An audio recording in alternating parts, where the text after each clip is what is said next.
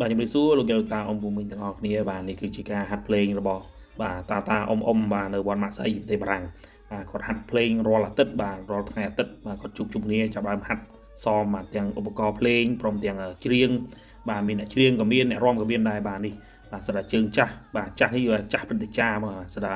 ជំនាញហើយបាទឧបករណ៍មួយបាទចេះគ្រប់សពបាទរៀងខ្លួនបាទហើយ